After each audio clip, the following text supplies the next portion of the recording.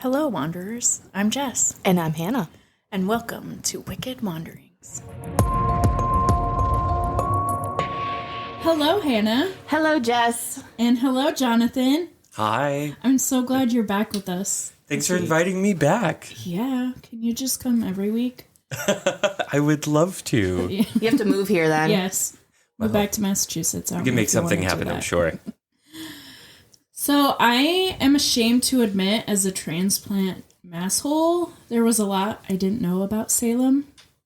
So one thing I didn't know was that all of this didn't actually happen in Salem, right? It happened in Salem Village. Exactly, which I think is so cool. If people don't know, they don't know that there's two different areas. Yeah. We're like talking geography class now, but Yes. the Salem everybody goes to for Halloween, and there's like millions of people who show up. That's technically Salem town. It's next to the water, originally settled. Salem Village was like the suburb, and it was the newer area to be settled, and it's technically modern day Danvers. Because I'm sure it was very rocky in Salem town because if you're doing farming, right, you need to be a little farther off the path, especially if you're trying to build wells and stuff. You don't want to get the seawater. You want well water. Yes. And that's where all the farmers had moved out to, was to Salem Village. Like you said, Jonathan, it was on the outskirts of Salem. And I also didn't realize how much the witch trials were not really about witches. What? Or at least what I imagined about witches. So let's get into it, shall we? We are going to start with Samuel Parris, who was born in 1653 in England and spent most of his youth in Barbados, where his family was successful as merchants/planters. Planters of what? Do you know? I think it was sugar. Oh, okay, that Sugar makes sense. was big. That makes sense for Barbados. Yeah. He attended Harvard for several years, but left in 1673 when his father died. He inherited a 170-acre plantation with 70 slaves. Boo. Right? So how did a 20-something merchant plantation owner end up being the reverend at the heart of the Salem Witch Trials some 21 years later? Fasten your seatbelts, Wanderers, because I'm going to tell you. Witchcraft. Witchcraft. First, Samuel Parris kind of sucked, really. He struggled. Douche canoe. He struggled to maintain the plantation and a generous inheritance he had received from an uncle, and within a few years, he sold the property at a loss. By 1680, he was back in Boston, where he tried to set himself up as a West Indies merchant. He initially did well, but like with the plantation, it didn't last long, despite Boston offering a favorable economic climate. He married his wife Elizabeth during this time and spent a year in and out of court over a disputed loan. According to Stacy Schiff, author of The Witches, that you and I both read, he grew accustomed to financial scrambling and deal-making. Opportunities regularly presented themselves, but each one eventually failed. The Salem delegation found him in 1688 as a member of Boston's First Church. He was a father of 3 and had, at some point, decided to enter the ministry, which, opposite of what most men did at the time, most men went from ministry to merchant, but Samuel Parris did the opposite. If I could just mention something really quickly. There might be listeners who were like, Barbados to Boston, like 2 completely different climates. In reality, in the 17th century and early 18th century, the Caribbean and Boston were so closely linked because of the triangle trade. So molasses and enslaved persons and sugar and beer, all making that triangle trade from basically the Northeast in Boston to Africa, back to the plantations both in the South, but particularly in the Caribbean, and then with sugar back north to Boston. I'm not remembering this correctly, but I read in some document talking about some merchant princes of Boston in the 18th century had talked about how like Barbados and the Caribbean was like Boston South.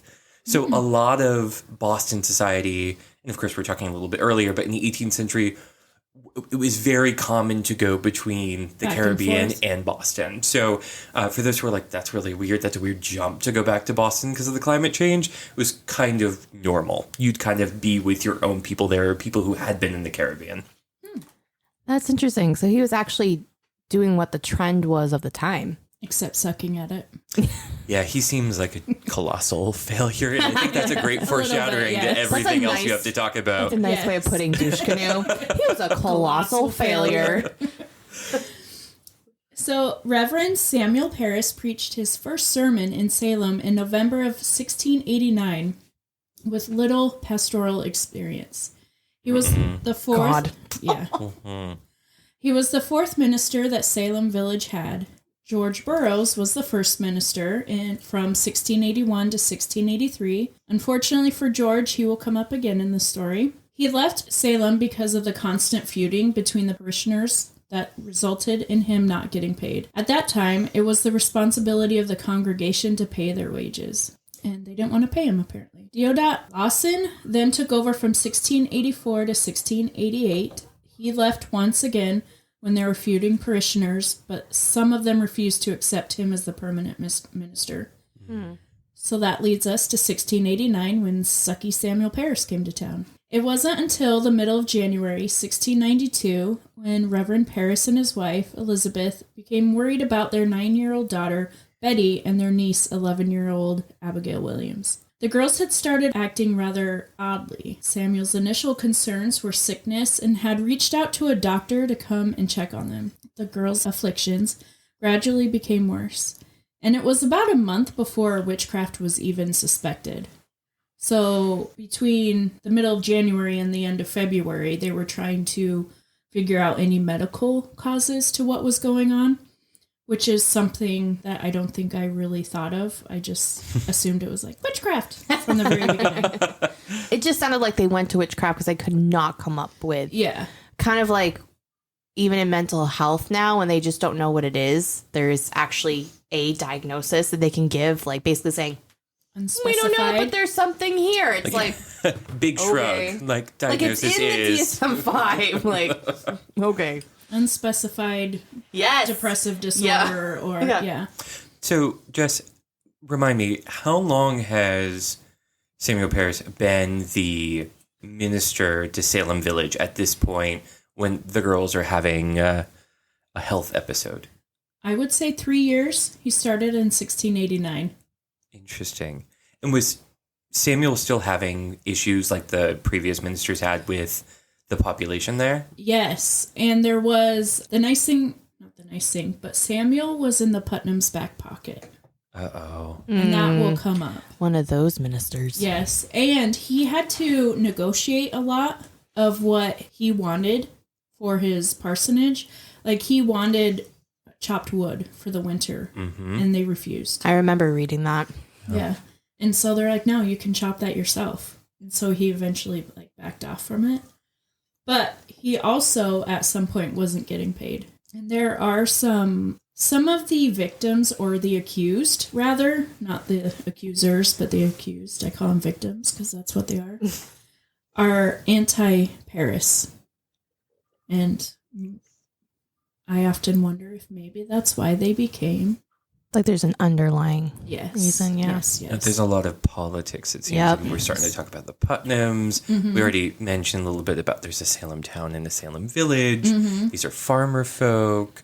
There's a lot of Yes. Right, because Salem population Village popping wanted up. to be independent from the Salem town. There was a lot of politics that went on with that. Like, why should we have to go all the way there for church? Or why should we be paying X whatever for whatever is needed? We should have our own area. That's a really good point. I mean, we didn't mention that before, but I think that's worth saying that the only church available to them before they established their own, and it seems like it's still relatively recent with Samuel being like the fourth minister since they founded their own church, they would have to trudge all the way into Salem town.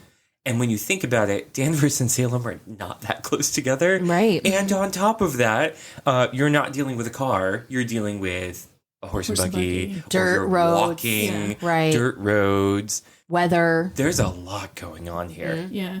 And they had to provide watch for Salem town. So they had to drive horse and buggy, what they said 14 miles or something, just to provide watch overnight, which also is an interesting thing. I didn't know they did.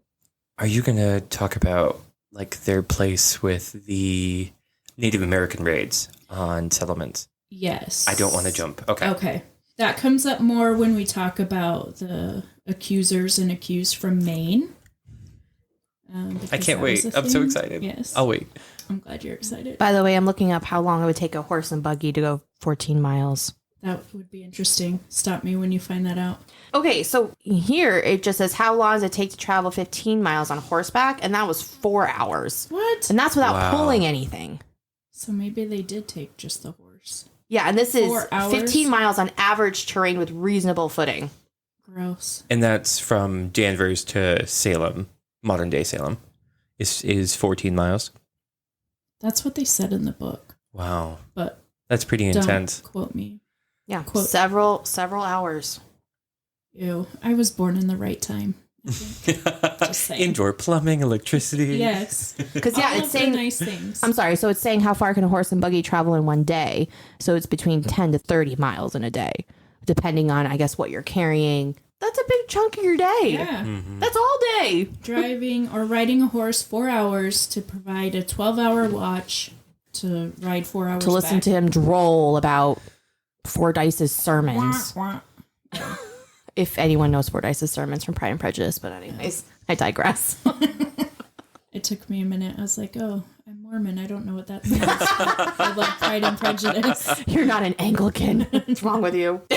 Sorry, I lost my place and I had thoughts. So Reverend John Hale, a minister from neighboring Beverly, observed this of the girls. These children were bitten and pinched by invisible agents. Their arms, necks, and backs turned this way and that way, and returned back again.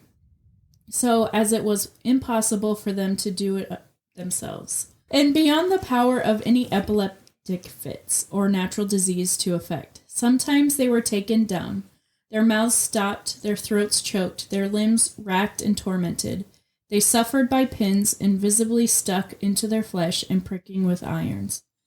That quote is from a book, The Storm of Witchcraft by Emerson Baker, which is a source that Aaron Mahnke uses in his podcast. Love Aaron Mahnke. We love Aaron Mahnke. We love a Mahnke We moment. love Aaron Yes. Mahnke. And his podcast is amazing. He takes a deeper dive into the Salem Witch Trials. He does a whole season. Unobscured, Season right? 1. Yes, Unobscured. Thank you. And he has such a calming voice. He does. So everyone should check it out. Just saying.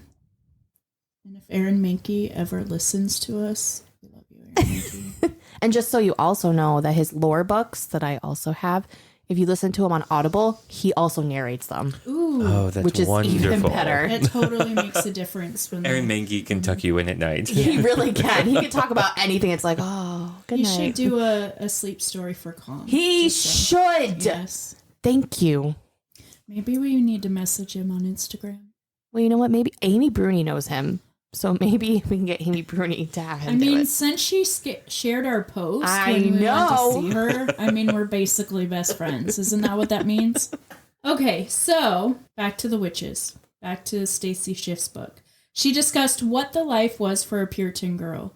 They were meant to be knitting, spooling, or spin flax, and these fits were really disrupting their family routine. Neither girl ran a fever, and neither of them had epilepsy. So what was it? As much as I want to say this is attention-seeking behavior or a way to get out of their chores, it was kind of excessive for an entire month. Sounds like they need an FBA. Yeah, well, I was just going to say, I don't know, Hannah. You're the behavior expert in this room. What do you think? It sounds attention seeking, especially for the times. But like, how can they rule out epilepsy? Because medicine nowadays it's different now than it was back then, is what I'm trying to say. So how could they rule out epilepsy? That's a very good question that I don't have the answer Or a to. food? There could be some type of food that's causing this issue. Well, Poison? my other question about the epilepsy idea is that if we think that the original young girls who had, say they did totally have epilepsy, but they had it at the same time as Yeah. cousins in the same household, was one having epilepsy and the other one was faking it? Were all the other girls who were part of the witchcraft trials, they all have epilepsy or they're all faking it? Like, where does it I'm stop and willing where to does it go with end? the second. I will say Jess though, just threw that down. They're all Yes. faking it. with behavior, what I've seen with a lot of families that I've worked with is that you'll have one child that has a certain behavior, let's say headbanging, right?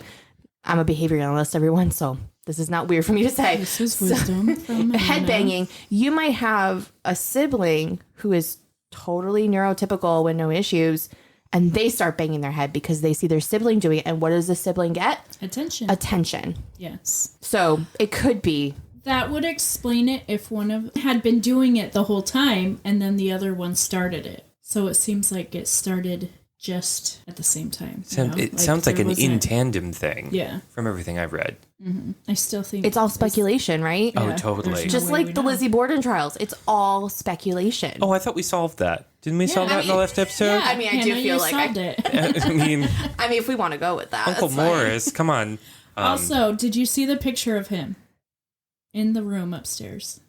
Yes, Uncle Morris. He looks like Will Ferrell and Abraham Lincoln had a baby. He does look like Abraham Lincoln, though. Yes, the eyes absolutely. Are Will Ferrell. Which at some point we're going to have to talk about our Lizzie Borden trip because, well, I don't want to derail what you're doing. So mini episode. Like a mini 15-minute episode. Really that's like a special drop on the weekend. Yes. Hannah's impressions of maybe for all Lizzie those people Borden that subscribe to us or that send us money, like Lynn from Springfield. Thanks, Lynn. You're the only one that'll get that episode. The only patron. Yeah, the patrons only Patron episode. only. I mean, all the ones that we've gotten. Come on. It's okay. We have fun. That's right. On February 25th, 1692, Samuel Parris and his wife Elizabeth attended a religious sermon in another town. Their neighbor, Mary Sibley, instructed the two slaves and Tituba and her husband, John Indian, to make a witch cake so they could identify the girls' tormentors. They baked a loaf of rye bread mixed with some urine from the girls and then fed it to the family dog. This is considered one of those counter magic remedies or white magic that I had mentioned in previous episodes with the pudding and Hugh. And Tituba, this was from Tituba, right? Yeah. So she probably got this from Barbados, correct? No, actually, this was from Mary Sibley, the neighbor that came over. Oh. And she just directed Tituba. Oh, so I never knew that. I just assumed that Tituba was coming in with a little bit of that experience from Barbados. Correct. Informed by those who were enslaved and brought over from Africa to the Caribbean. Correct. Because I hope I'm not saying this wrong, but there is white magic that they do because you can find it in... We do? Sorry. I'm like 5 years old. Sorry. In New Orleans, right? Because I know... have both of you been in New Orleans or was it just John? Oh.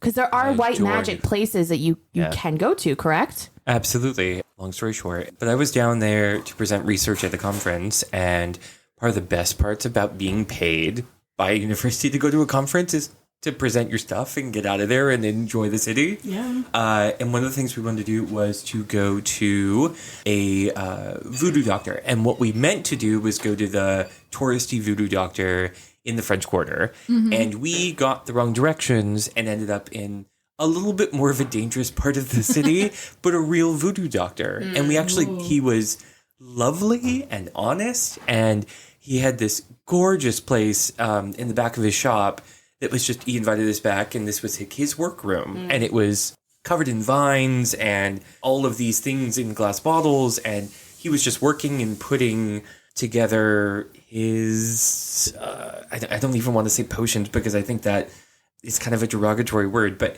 he was working his tinctures, his, there's another word for it, his physic, which is an ancient word for it, but basically putting together these orders for clients. And he talked to us and he talked about what things he would do and he wouldn't do. He was asked by a woman to kill her baby daddy because he was having an affair, and he said, absolutely not. That's dark magic. Right. I'm here to only do white magic. So it was fascinating, and it was an experience I'll never forget. That's really what I wanted out of Salem, Massachusetts when we went to the state witches shop. Yeah. It was so commercial. Yeah. Like I wanted to be able to go and get things out of glass bottles. Like, oh my gosh. You wanted an apothecary. I wanted an apothecary. Yes. Like I want lavender picked on a full moon on There's like the one in 15th of October. Westville. Like there is? Yeah. I mean, it's not spooky. There's an apothecary. We don't mind aesthetic apothecary. It doesn't have to do spooky. Yeah. I just don't want it like to pick up some lavender and be like made in China. Like that's not what I want. Yeah. It was a little sad. Yeah. And we had to wait in line to go in. And we had to wait in line. Salem is so commercialized now and touristy. Absolutely.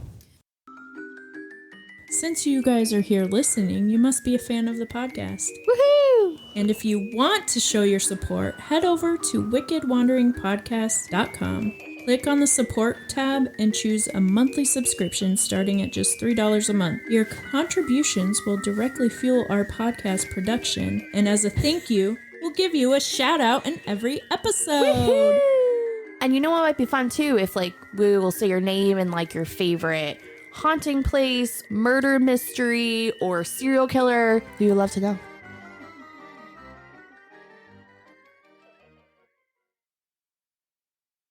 So back to our story, and I Sorry, forgot tangent. where I was again. So they baked the loaf of rye bread, mixed it with some urine from the girls, and they fed it to the family dog. Like I said, this was something that was frowned upon and also thought as a form of witchcraft in of itself, which makes you wonder why Mary Sibley was never accused. Because she was the one actually doing. Like the first one. She was really arrested though, dispense. right? I thought she was arrested. Huh. That is interesting. I will also mention that at this time, there were books on these white witchcraft or anti-witchcraft concoctions that you could get a hold of even in a very Puritan area like Metro Boston. Mm-hmm. What I don't understand, coming from a Christian background, is that, you know, God says we are of the earth, right? We literally turn to dust, like we're returning to dust, right? That's part of like the burial service. Why wouldn't we want to use things from the earth? That a natural remedy could fix things. Well, it's not a natural remedy. It's divination.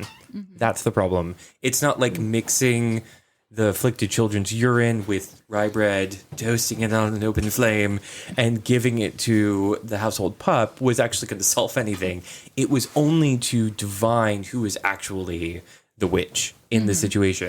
And there's other really interesting concoctions to find the same thing. I think something has to do with looking in a boiling pot of an egg. Usually it had involved urine of some sort in these things, but it was all to be able to see the face of the actual witch. Yeah. So it was not, let's throw some urine in a pie together and give it to the dog and it's going to make the girls better, which I see where you're coming from, but it was all divination. Like, who is the one responsible for this? So Mary Sibley must have had her wires crossed or something. Like, if she's the first one to be like, yeah, roast the urine in a rye bread Let's make a PK. over What if it $3.50 was for an just hour. A big joke, and she goes home. you and she's imagine? like, these fuckers fell for we it. won't eat it. Give it to the dog. I made him eat pea cake. Anyway, so soon after the dog ate this pea cake, the girls soon identified their slave Tituba as the one that was tormenting them. Okay, Hannah and Jonathan, if you're 9 years old and you are experiencing fits and someone comes to your house and suggests, we're making this cake to identify the witch who is tormenting you, and this discussion is going on with you in the room and you are an active participant, what would 9-year-old Hannah or Jonathan do? Oh, I'd pee into the cup so we can make the cake. Yeah, Well, I would I'm on just board. follow Yeah. whatever the adult told me to Are do. telling you, right? You'd feel obligated to name somebody. And another possibility is if this was something they were doing on purpose and they didn't name somebody, then they would be discovered as little shitheads, right? Mm-hmm. So, of course, they blame someone who is close to them or their slave Tituba. Have either of you read the book Tituba of Salem Village? No. Okay. Oh, by the way, I tried getting that book on Amazon. That bitch was like $70. Oh, guess who just found it? So, for listeners, it was the first full-size book about the Salem Witch Trials that I ever read. And I think I got it out of the library from one of our professors at Christian school after he passed. Really? And I think they divided up his library after he died. And that was one book that was... And it was a fabulous introduction. What's it called to again? Tituba of Salem Village, I want to say. And I just rediscovered it in my stuff in Mom's house. You need to check on eBay. Maybe I'll sell it and buy the softcover copy if it's worth $70. But it is so interesting. Okay, that's weird because now it's saying it's $1.18 paperback. It was not. Get it? That a while ago. That's very weird. You can finally borrow it now. Or I don't know my places for math. Okay, we're just gonna put that aside. Conveniently, the same night as the Pea Witch Cake, Ann Putnam Jr. and Elizabeth Hubbard started experiencing fits in different parts of town. Oh. Yes, one would initially think that, witchcraft was really afoot. But these troublemakers would have had the knowledge of what was going on in the Paris home. Like I said, Samuel Paris was in the Putnams' inner circle, and Elizabeth Hubbard was the maid at the home of Dr. William Griggs, who may have been the doctor that had been requested to evaluate the girls. But also, like I mentioned in previous episodes, the Puritans loved to gossip. And if this had been going on for an entire month, then you know that people had definitely heard about it. Quick question. Yes. The Putnams both lived... There were Putnam family members in both Salem Village and Salem Town. Yes. Right? I believe so. And if any of you actually go to Salem Village, and I strongly recommend it because it's adorable and sweet and exactly what you would expect from a haunted village of witchcraft, the place is tiny. So you can see the remains of Samuel Parrish's actual house, which are like kind of in the backyard of two different houses, but Really? it's like a mini park, so you're allowed to walk back there, but the street's really busy. Is this where we tried to go before? Yes, I tried to park on the side of a highway so I could go see it, and as Hannah did take over the wheel, and she was like, "Absolutely not, I'm frightened." So we This just looked is through not the trees. safe. That's funny. But you can actually see that, like Rebecca Nurse, who I'm sure will come up. Like, Yes. these houses are really close together by the road. I'm sure their properties for farming were huge. Yeah. But like they all kind of nestled against each other, like wagons out in the west. Like the tighter the group of the circle, the more safe they were at night. So I'm not really surprised that the doctor on his way home bumped into 15 people and was like, "Witchcraft!" Yeah, exactly. Yes, Johnny did it. Witchcraft.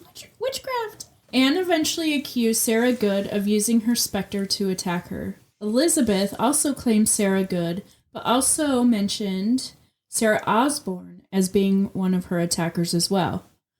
So I'm wondering what those women did to piss off those girls. Or their parents. Just saying.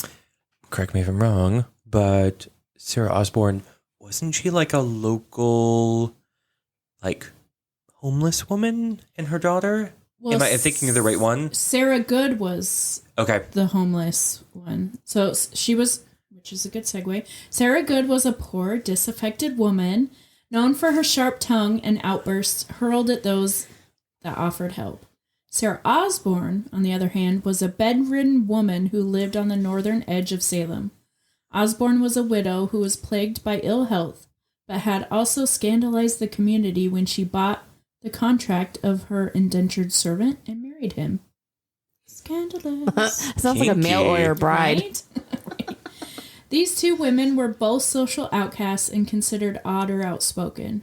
And I think we all know by now just how intolerant the Puritans were of people who were different. Yeah, for trying to be inclusive, they weren't. Did they try and be inclusive? I thought it was all about exclusivity. Yeah, and someone or a people who wanted religious freedom, they were not accepting. Right, wasn't that the whole point? Yeah, but then everyone had to be their religion, which is the opposite of religious freedom. Right.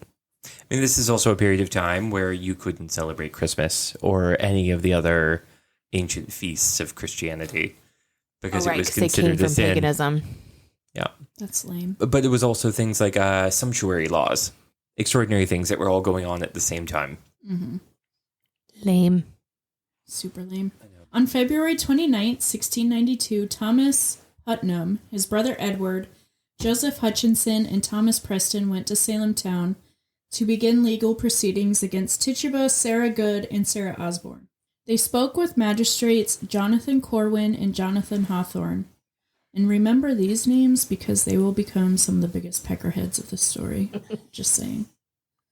Corwin and Hawthorne were wealthy merchants and respected politicians, but lacked any formal legal training. Red flag number 1. Granted, at that time in history, judges were men of stature and means and didn't need legal training for respect and credibility as a judge. According to law.jrank.org, colonial magistrates were local officials with limited power. They mostly dealt with petty crimes in the local area. They were usually religious or political leaders, and they were fully in charge of court proceedings. And they believed their main role was to enforce God's plan, and their aim was to force confession from the accused and make them repent and apologize for their sins.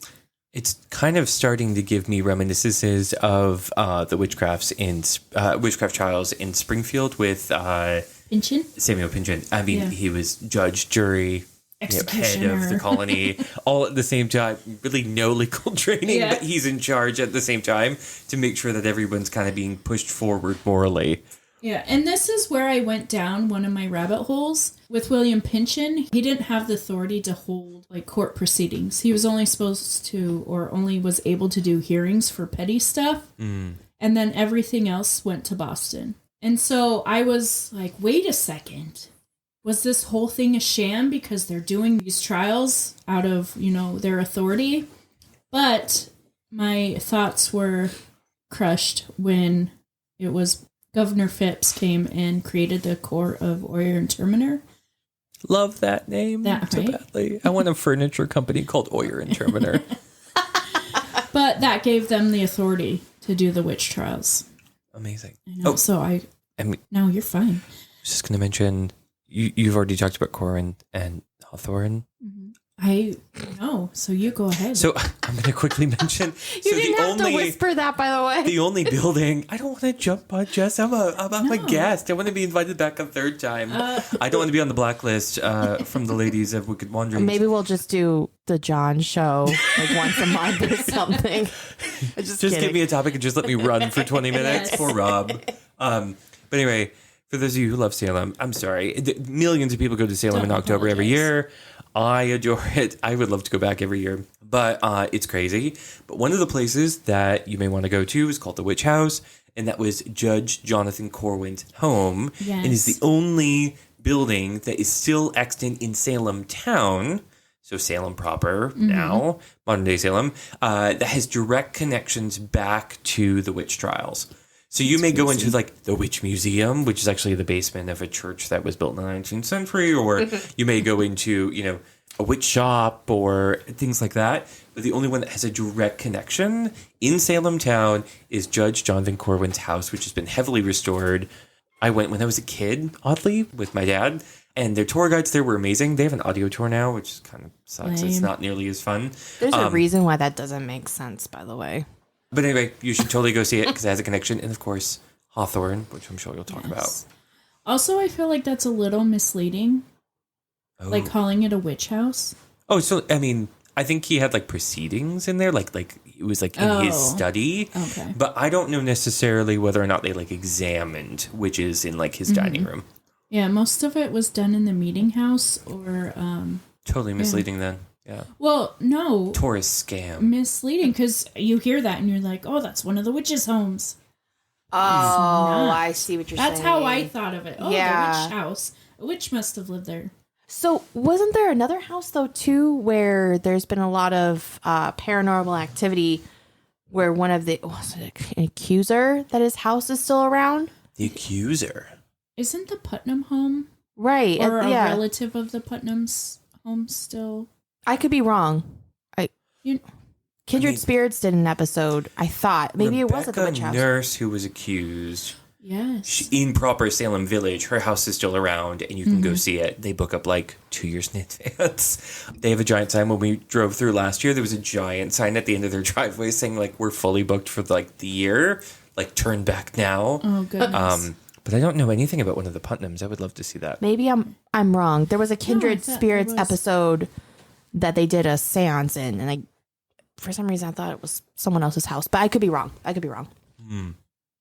We'll look into that. Yeah, I would look it up, but I know that's going to mess me up even more because I have problems with words. Anyway, okay, so like I said, the goal was not necessarily punishment, but confession and bringing order to society. So I can appreciate that this is what was supposed to happen and it may explain why they were forcing confessions, and maybe this is why all the people who confessed ended up surviving the ordeal, but somewhere along the way, something went very wrong. Mm-mm. After hearing the testimonies, Hawthorne and Corwin issued arrest warrants for Tituba, Sarah Good, and Sarah Osborne. All 4 girls were to face their tormentors as the accused were questioned. Starting with Sarah Good. During the questioning, Hawthorne was more like a modern-day cop than an impartial judge. Red flag number 2. It was clear he believed in witchcraft, and he must have already had his mind made up. Sarah Good denied all charges even when the 4 girls confirmed her as their tormentor. But wait a second here. The first 2 girls, Abigail Williams and Betty Paris, accused just Tituba. There was no mention of Sarah Good or Sarah Osborne, so why all of the sudden did they start blaming Sarah Good as well?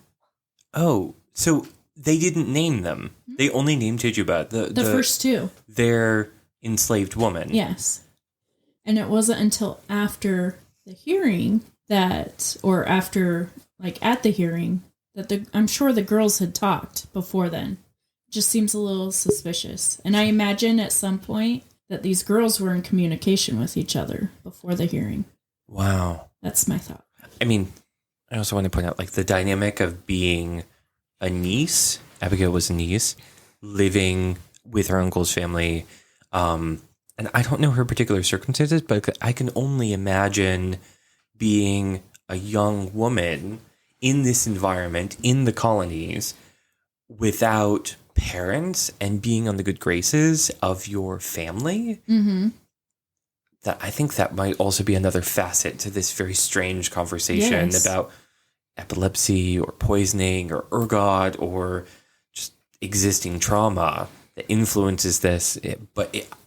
I had no idea. I just assumed that they had accused Sarah Osborne and Sarah Good from my reading, but that's extraordinary. Yeah, they only named Tituba, and she was the one that was there and closest. Which, by the way, it was John Proctor's house.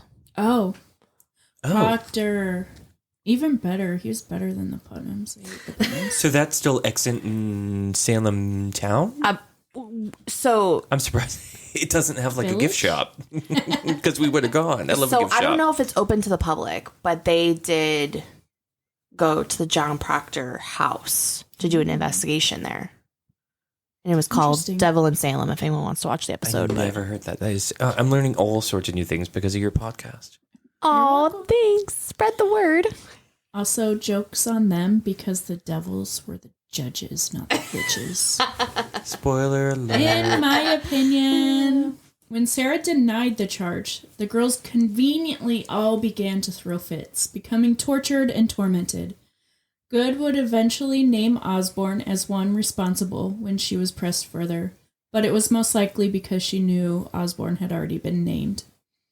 The judges decided to hold Good for trial. The case against Osborne was less compelling, probably because she was bedridden or maybe she wasn't as ill-tempered, but they held her over for trial anyway. Tituba, on the other hand, was the star of the show. According to Baker, she confirmed all the fears that many witches were loose in Salem. She initially denied all the charges against her, but under Hawthorne's hounding, eventually admitted that she was a witch. She described how Satan had revealed himself to her. She also said Good, Osborne, and 3 strangers from Boston were responsible for hurting the girls. Good's familiar was a yellow bird that sucked between her fingers, so she must have had a teat in between her fingers. The devil had threatened to kill the children, and he also encouraged Tituba to attack the girls. So here we see the mention of imps and familiars that we have talked about in previous episodes. And fun fact, according to Baker, one of the most common familiars was a cat, which is why there is an association of black cats with witches. Which in reality, that's kind of messed up. So say you get a Putnam who doesn't like someone and they notice that you have a cat, or they have a cat. That would be an easy target for them, and I feel like they created all of this drama in a way that would be conveniently manipulated, making it easier to target others and provide quote unquote evidence. Yes. Oh, sorry. Like raising my hand like I'm in class. Like, just me. You don't have to. So I also think it's really interesting that Tituba is really the one who's creating a narrative out of this. And I don't want to discount anything that she said, but like a mythology around like, we danced with Satan in the woods. Like there's people from Boston who were involved in this. Like she's not stopping at like, yes, I'm a witch and I'm like afflicting these children. It's, oh yeah, but by the way, we're having parties and there's people from another city involved. Yeah, shit's going down. She's like blowing this up to be a much even bigger thing. And like I try and put myself into the brain and the circumstances of people in history. And I can't possibly do that from an enslaved woman from Barbados, but just even the inkling, or the tiny bit that I might be able to, she's not served by any of these confessions, quote unquote, and like making this a bigger problem. It's only going to turn out badly for her. I can only imagine. But I also kind of want to mention, I'm sure you're going to mention this as well, but these trials are not just going on in Salem. You guys are talking about how, in your past episodes, how they've gone on in Springfield. There's a whole bunch of witchcraft trials that have happened out of New Haven, roughly around the same period of time. There was a lot going on. But of course, they all come from kind of the motherland, England, and they've developed the Malleus Maleficarum, which I would love to own one day, which is the book about fighting witches. But this is all very much known, and everybody's kind of having in the back of their brain. Witches exist, and we need to find them, and they live in our community, particularly in the New World. Yeah, that's definitely a good thought, because, I mean, if we look at it from a 2023 lens, all of this looks completely ridiculous. But if we look at it at a 1692 lens, like, they legit believed in witches. Yep. They knew that witches were around. And so thinking about it that way kind of gives us a different perspective, and like they thought this was real. I think maybe some people took advantage of that hysteria per se. There's always someone that takes advantage of the fear of the mass fear people have. It's an easy way to control people. Yep. Not naming names, but Putnams. Putnams. Since you guys are here listening, you must be a fan of the podcast. Woohoo! And if you want to show your support, head over to wickedwanderingpodcast.com. Click on the support tab and choose a monthly subscription starting at just $3 a month. Your contributions will directly fuel our podcast production, and as a thank you, we'll give you a shout out in every episode. Woohoo! And you know what might be fun too? If like we will say your name and like your favorite haunting place, murder mystery, or serial killer, we would love to know.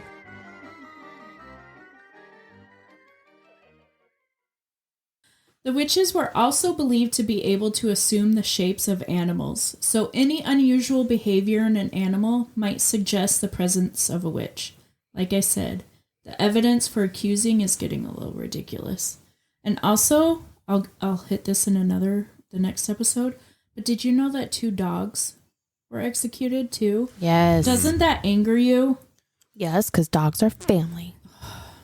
Fucking Putnams. And just in terms of timeline, we talked about when the original fits happened within the parish home. That was in February? Yes. Where are we in terms of time now? So now we are still in February. And this first episode that we're doing is a little long. And I bring us to May. And you'd be surprised with how much happened between the end of February and the end of April. It's ridiculous. One thing I'm always surprised by is that how short these trials went on. When I was a kid, I just assumed they went on for years. No. They accomplished a lot of craziness in only a few months. Oh, yeah. A lot of craziness. So Tituba eventually relented after receiving continuous threats from the devil and agreed to torment all the 4 girls. When Tituba started her testimony, the girls were becoming distressed, but when she confessed, they immediately quieted. How convenient. And I think we should start taking shots or drinks of our wine every time I say how convenient. You too, Jonathan. Ran out of wine. Oh, need a refill. Thank you, Lynn from Springfield. And today's episode is brought to you by a mix of both barefoot wine and also an Italian specialty. I was trying to get all the wine out of my mouth so I wouldn't. Wicked Wanderings runs on alcohol. Thanks, Mom. Appreciate you. Tituba apologized for tormenting the girls, but she then said it was the specter of good that harmed them. She went on to say that she had suffered herself at the hands of Good and Osborne, and she claimed they attacked her from speaking freely. As the hearings continued that week, Tituba would be questioned 3 more times. She also provided quote-unquote evidence of Satan's work, and she admitted to signing the devil's book with her own blood that she had seen Good's and Osborne's mark on there as well. She's really taking these other ladies down with her. Oh, yeah. She's like, I am creating this narrative, and you're just going to ride the crazy train straight down to hell. Yeah. Tituba's testimony gave the officials what they wanted, proof that a witch conspiracy was operating in their midst, along with confession of sin and sincere remorse for diabolical acts. Her testimony was consistent through multiple examinations, and her details agreed perfectly with the suffering described by the afflicted girls. Of course they did. Her statements were all the more believable because she described the textbook example of witchcraft, making a covenant with Satan, attending witches' assemblies, and using familiars.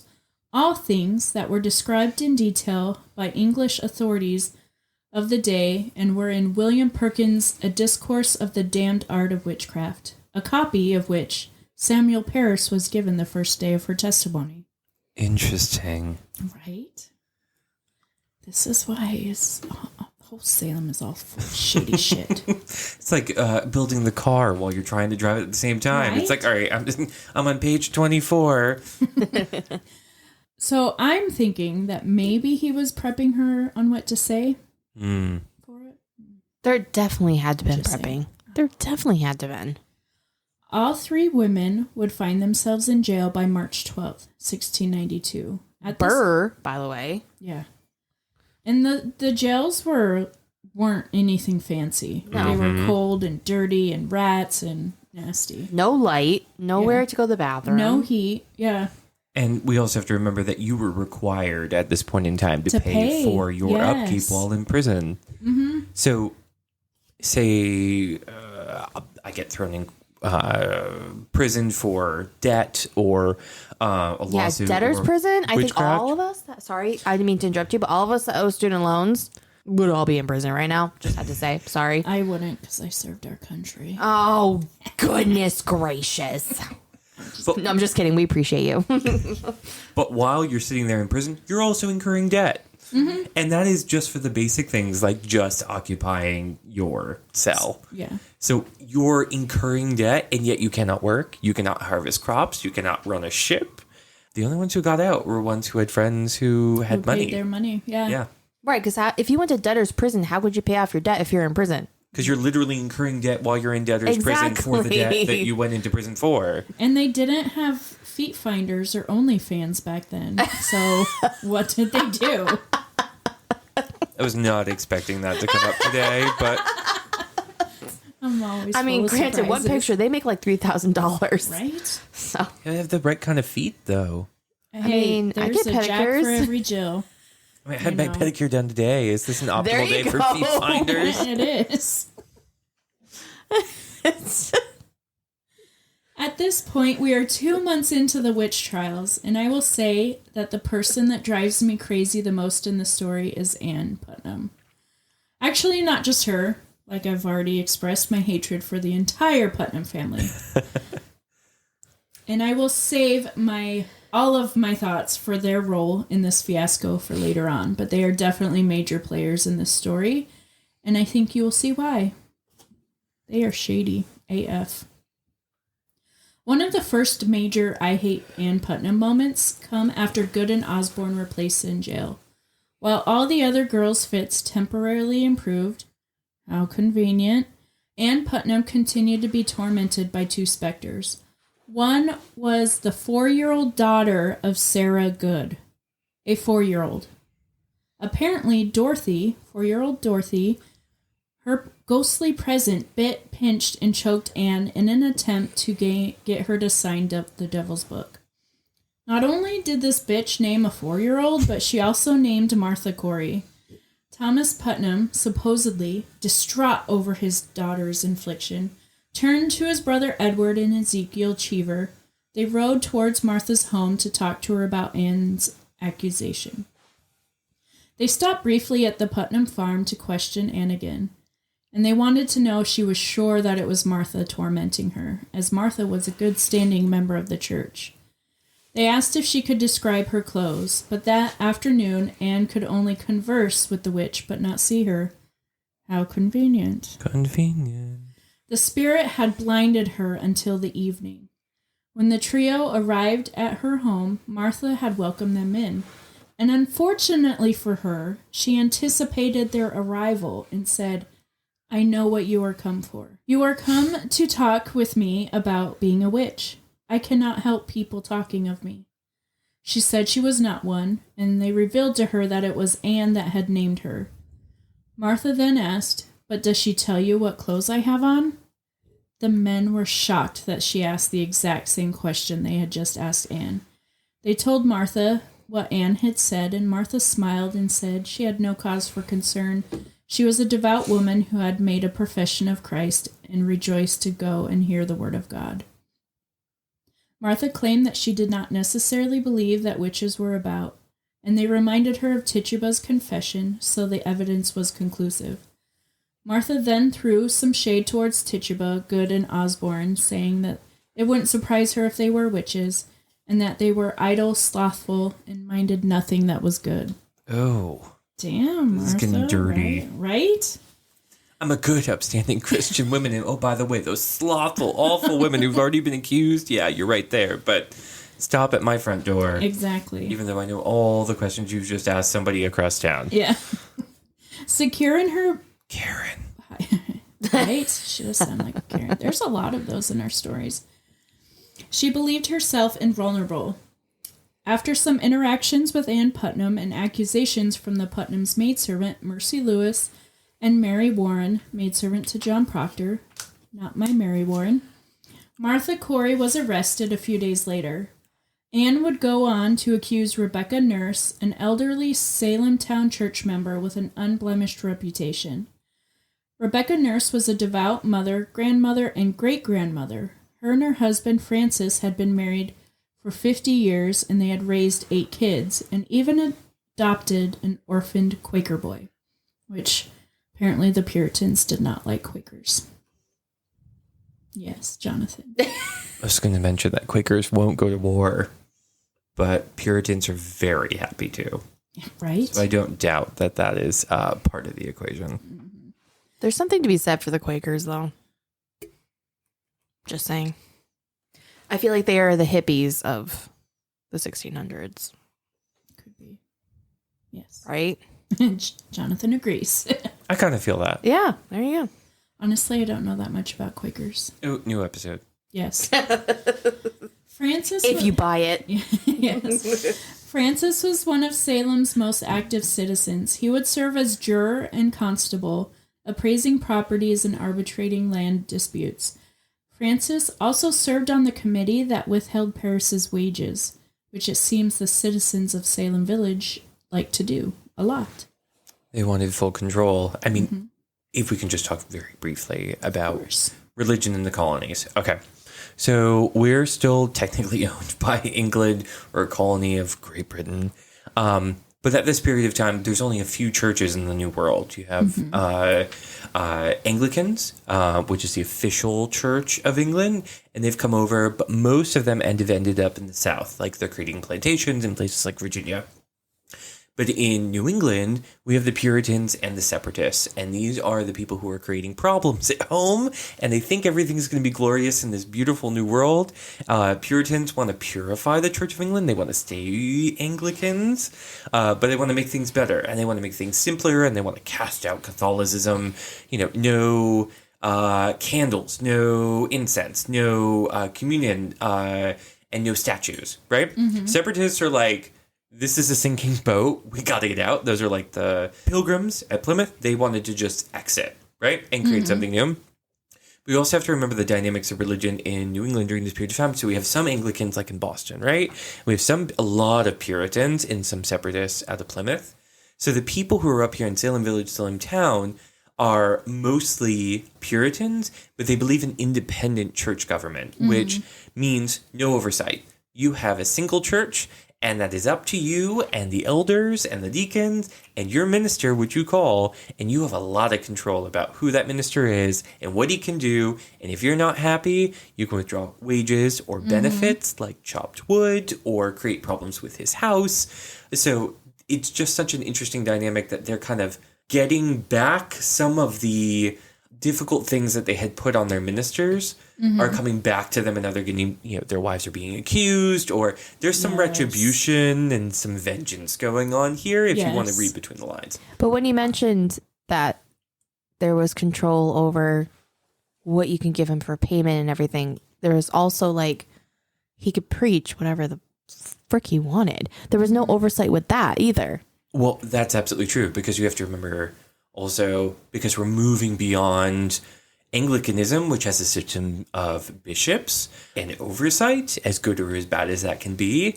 The Puritans in these independent churches, like the one that popped up in Salem Village that we're talking about, have no oversight. Your minister is preaching for 4+ hours on a Sunday, usually twice a Sunday, so you're there all day long. Your respite from the fields or from whatever your work is to sit in church. But you have to sit and you have to stay awake for hours and hours on end. And he could tell you whatever he wanted to. He wants. Because he's the most educated man in the entire village. Supposedly, because we're looking at that Samuel Parris is not. Right, exactly. He had no type of education in ministry at all. I mean, he had some years at Harvard. But he didn't graduate.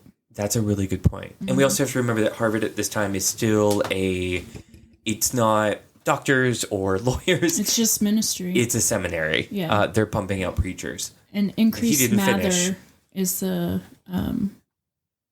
chair of Harvard at this time. Who is? Increase Mather. And the Mathers pop up, increasing cotton, dad and son. I feel like I could do a whole episode on them too. Another thing at this time is that King James had revoked their charter, and they were in between charters at this time. So there was no authority to be living in Massachusetts Bay Colony, and it was due to the conflict between the citizens and the involvement of the ministry in the politics. And so at this time, Increase Mather's actually in England with Governor Phipps. Well, he becomes governor after, trying to negotiate a new charter. And so there's... Amazing. Right? So interesting. I love all these facets of that's just so extraordinary. Well, and there's so many things that I think come into play for the Salem trials to go so awry. And, the charter uncertainty, the Native American attacks. I mean, this is just 20 years after the King Philip's War. Which you know a lot about. You've done a lot of research on the King Philip's War. I'm so intrigued by it. And then the French and Indian War, and the citizens in Maine were still getting attacked. Mercy Lewis is an orphan because her family was killed from Native American attacks. And there's a few other accusers that were orphans from those attacks. And so there's a lot of uncertainty, a lot of stress, a lot of uncertainty from everything. And just because I find time and geography are really helpful, Salem at this time is basically the northernmost outpost of the Massachusetts Bay Colony. So think that this is the furthest extent, besides southern Maine, which I know we'll talk about a little bit, to go into the wilderness. So these people are on the edge of the wilderness, and the next closest stop is basically Portsmouth, New Hampshire, which is his own colony, and then you get back into modern-day Maine. You were talking about the Native American raids on settlements in southern Maine. That's technically still Massachusetts. Yeah. And again, just like there's these wonderful connections and interesting socio-connections between the Caribbean and Boston, there are a lot of familial connections between the northernmost outpost of the Massachusetts Bay Colony, which is Salem, and southern Maine, aka extended Massachusetts. That's also interesting. I love history. I could talk for hours. As we have been. They were prosperous and widely respected. They had also had strong ties to the Sibleys. Remember the witch pea cake woman? All I keep thinking is like, this is the original Martha Stewart. And she was like, just put this cake together. Yeah, just put it together. Be in it. It's a good thing. It's fine. She was a well-known, well-liked devout member of the church, but she was also 71, sick in bed, and had actually been praying for the girls who were afflicted. So it makes you wonder why she was accused. It's never enough. No. And that will end our first episode on the Salem Witch Trials. Oh, we're so set up for conflict. Yes. So sadly, Jonathan has to return to his home state, but he will be zooming in with us, and we will figure that out. If you don't mind. Never. You have to finish this. Because Jonathan has opinions, and now he has a microphone. He just can't go back. Oh, yeah, you won't have your Wonder Woman headphones. I mean, you can take them with you if you really want to. I think I need my own. Because you rock them. Something with the Virgin Mary on the sides. I'm sure I could find it. As long as they're blessed by a priest, we'll be good. Yes. Mm-hmm. So there will be 2 more episodes of the Salem Witch Trials. Next week will be the 2nd. And yeah, we're looking forward to talking about more shady shit. Perfect timing for Halloween. Right? Thank you, Wanderers. Thank you for listening. Bye. Bye. Thanks for listening today. This show wouldn't be possible without our amazing producer and editor, Rob Fitzpatrick, who works tirelessly behind the scenes to bring you the best content. And a special thanks to Taiga Soundprod for providing the captivating intro music, Cinematic Intro 24. And of course, we can't forget the hauntingly beautiful outro music, Rhino's Theme, composed by Kevin MacLeod.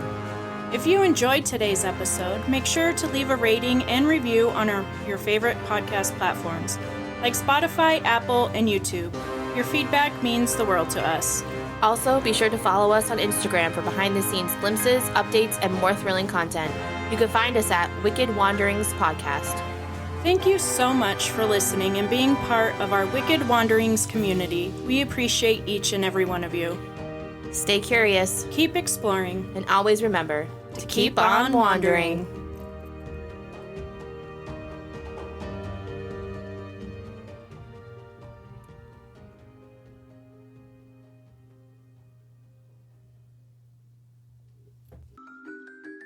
Since you guys are here listening, you must be a fan of the podcast. Woohoo! And if you want to show your support, head over to wickedwanderingpodcast.com. Click on the support tab and choose a monthly subscription starting at just $3 a month. Your contributions will directly fuel our podcast production, and as a thank you, we'll give you a shout out in every episode. Woohoo! And you know what might be fun too? If we will say your name and your favorite haunting place, murder mystery, or serial killer, we would love to know.